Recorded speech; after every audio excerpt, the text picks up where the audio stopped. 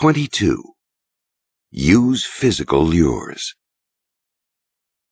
Now, more than ever, our minds are in a state of constant distraction, barraged with endless information, pulled in every direction. Many of us recognize the problem. Articles are written, studies are completed, but they simply become more information to digest. It is almost impossible to turn off an overactive mind. The attempt simply triggers more thoughts, an inescapable hall of mirrors. Perhaps we turn to alcohol, to drugs, to physical activity, anything to help us slow the mind, be more present in the moment. Our discontent presents the crafty seducer with infinite opportunity. The waters around you are teeming with people seeking some kind of release from mental overstimulation. The lure of the unencumbered physical pleasure will make them take your bait. But as you prowl the waters, understand, the only way to relax a distracted mind is to make it focus on one thing. A hypnotist asks the patient to focus on a watch swinging back and forth. Once the patient focuses, the mind relaxes, the senses awaken, the body becomes prone to all kinds of novel sensations and suggestions. As a seducer, you are a hypnotist, and what you are making the target focus on is you.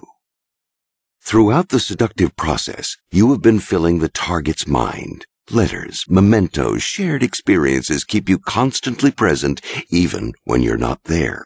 Now, as you shift to the physical part of the seduction, you must see your targets more often. Your attention must become more intense. Errol Flynn was a master at this game.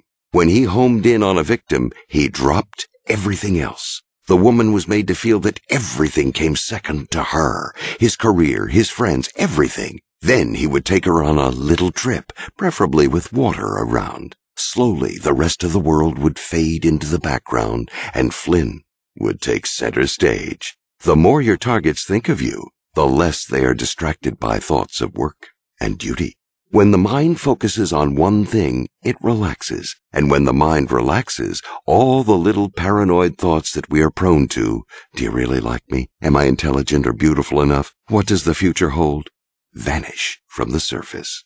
Remember, it all starts with you. Be undistracted, present in the moment, and the target will follow suit. The intense gaze of the hypnotist creates a similar reaction in the patient. Once the target's overactive mind starts to slow down, their senses will come to life, and your physical lures will have double their power. Now, a heated glance will give them flush. You will have a tendency to employ physical lures that work primarily on the eyes, the sense we most rely on in our culture. Physical appearances are critical, but you are after a general agitation of the senses. The senses are interconnected. An appeal to smell will trigger touch. An appeal to touch will trigger vision, casual or accidental contact. Better a brushing of the skin than something more forceful right now will create a jolt and activate the eyes. Subtly modulate the voice, make it slower and deeper. Living senses will crowd out rational thought. The seducer leads the victim to a point where he or she reveals involuntary signs of physical excitation that can be read in various symptoms. Once those signs are detected, the seducer must work quickly, applying pressure on the target to get lost in the moment, the past, the future, all moral scruples vanishing in air. Once your victims lose themselves in the moment, it's all over. Their mind, their conscience no longer holds them back. The body gives in to pleasure. In leading your victims into the moment, remember a few things. First, a disordered look has more effect on the senses than a neat appearance. It suggests the bedroom. Second, be alert to the signs of physical excitation. Blushing, trembling of the voice, tears, unusually forceful laughter, relaxing movements of the body, any kind of involuntary mirroring, their gestures imitating yours, a revealing slip of the tongue. These are signs that the victim is slipping into the moment and pressure is to be applied. Seduction, like warfare, is often a game of distance and closeness. At first, you track your enemy from a distance. Your main weapons are your eyes and a mysterious manner. The key is to make the look short and to the point, then look away, like a rapier glancing the flesh. Make your eyes reveal desire, and keep the rest of the face still. A smile will spoil the effect.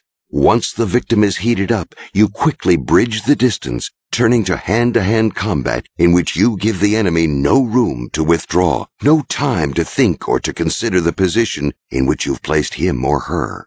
To take the element of fear out of this, use flattery. Make the target feel more masculine or feminine. Praise their charms. It is their fault that you have become so physical and aggressive. There is no greater physical lure than to make the target feel alluring. Remember, the girdle of Aphrodite, which gave her untold seductive powers, included that of sweet flattery. Shared physical activity is always an excellent lure. For Flynn, it was swimming or sailing. In such physical activity, the mind turns off, and the body operates according to its own laws. The target's body will follow your lead, will mirror your movements as far as you want it to go. In the moment, all moral considerations fade away, and the body returns to a state of innocence.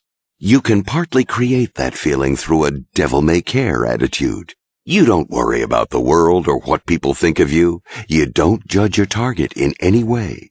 Part of Flynn's appeal was his total acceptance of a woman. He wasn't interested in a particular body type, a woman's race, her level of education, her political beliefs. He was in love with her feminine presence. He was luring her into an adventure, free of society's strictures and moral judgments. With him, she could act out a fantasy, which for many was the chance to be aggressive or transgressive, to experience danger. So empty yourself of your tendency to moralize and judge. You have lured your targets into a momentary world of pleasure, soft and accommodating, all rules and taboos thrown out the window.